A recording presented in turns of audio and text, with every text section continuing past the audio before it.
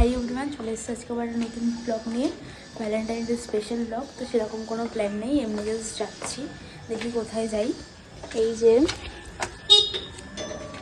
এই যে আমার ভ্যালেন্টাইন, একটু মুখটা খোলো।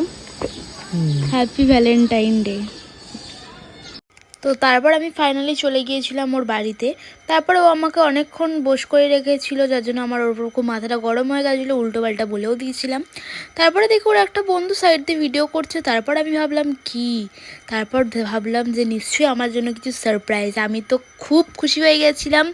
তারপর আমাকে বললো গাড়ির ডিগ্গিটা খোলো। তারপর দেখছি আমার আর ওর ফটো ভর্তি চকলেট, টেডি, রোজ, আর তার সাথে একটা ব্র্যাঙ্কলেটও ছিল। আমার তো খুবই পছন্দ হয়েছে। তারপর আমি ওকে বললাম যে এতগুলো টাকা খরচা করার কি দরকার ছিল, বেকার এত কিছু করার। তো ভালোই ইউনিক একটা সারপ্রাইজ দিয়েছে আমাকে, যার জন্য ওকে অনেক অনেক অনেক থ্যাংক ইউ। যতই বলবো জানি ততই কম পড়ে যাবে।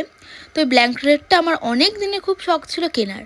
তারপরে দেখলাম আমার মনের কথা আমার প্রিয় মানুষটাও জানতে পেরে গিয়ে আমাকে আগে দিয়ে গিফট করে দিল, আমাকে আর কিনতে হলো না। তো তারপর অনেকটা বড় মনে হচ্ছিল। তারপর আমাকে দেখো ব্র্যাঙ্কলেটটা পরিয়েও দিচ্ছিল। পরিয়ে দিয়ে মানে এটা ছোটো বড়ো করা যায়, তো আমাকে পরিয়েও দিল। তো এইভাবেই আমাদের ভ্যালেন্টাইন ডেটা কাটলো। তোমাদের ভ্যালেন্টাইন ডে কেমন কাটলো অবশ্যই জানিও। আজকের মতো এইটুকুনি, বাই বাই।